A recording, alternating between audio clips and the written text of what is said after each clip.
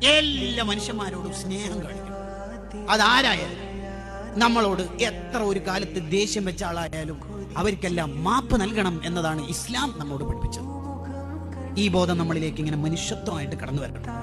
നിങ്ങൾ നോക്കൂ, നബി സല്ലല്ലാഹു അലൈഹി വസല്ലം തങ്ങളുടെ ഭാര്യയായ ആയിഷ റളിയല്ലാഹു അൻഹക്കെതിരെ വ്യഭിചാരോപണം കൊണ്ടുവന്ന ആളാണ് മദീനയിലെ മുനാഫിഖുകളുടെ നേതാവായ അബ്ദുല്ലാഹ് ബിൻ ഉബയ്യ് ബിൻ സലൂൽ എന്ന് പറയുന്ന മനുഷ്യൻ. തീർന്നില്ല അയാളുടെ ക്രൂരത. നബി തങ്ങളുടെ വ്യക്തിത്വത്തെ കളങ്കപ്പെടുത്താൻ അയാൾ ശ്രമിച്ചു. നബി തങ്ങളുടെ വാഹനത്തെ കളിയാക്കി. അൻസ്വാറുകളെയും മുഹാജിറുകളെയും തമ്മിൽ തല്ലിക്കാൻ പലവിധ കുതന്ത്ര ശ്രമങ്ങളും അയാൾ നടത്തി.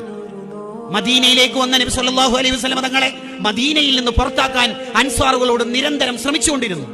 അയാൾ ചെയ്യാത്ത ക്രൂരതകളില്ല. അയാളെപ്പോലെ ക്രൂരത നബി തങ്ങൾക്ക് മദീനയിൽ അനുഭവിക്കേണ്ടി വന്ന വേറൊരാളുമില്ല.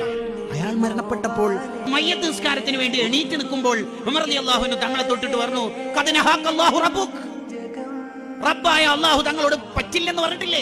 മുനാഫിക്കീങ്ങൾക്ക് ഇസ്തഗ്ഫർത ലഹും ഔ ലം തസ്തഗ്ഫിർ, എത്ര പൊറുക്കലിനെ തേടിയാലും 70 തവണ പൊറുക്കലിനെ തേടിയാലും അവർക്ക് പുറത്തു കൊടുക്കൂല എന്ന് പറഞ്ഞിട്ടില്ലേ നബിയെ? അത് 70 തവണ പൊറുക്കലിനെ തേടിയാലും പൊറുക്കൂല എന്നാണ് പറഞ്ഞത്. ഒരു 71 തവണ പൊറുക്കലിനെ തേടി നോക്കാം, അപ്പോൾ രക്ഷപ്പെട്ടാലോ. ഇതാണ് നമ്മുടെ കരുണയുടെ നബി മുഹമ്മദുർ റസൂലുള്ളാഹ്.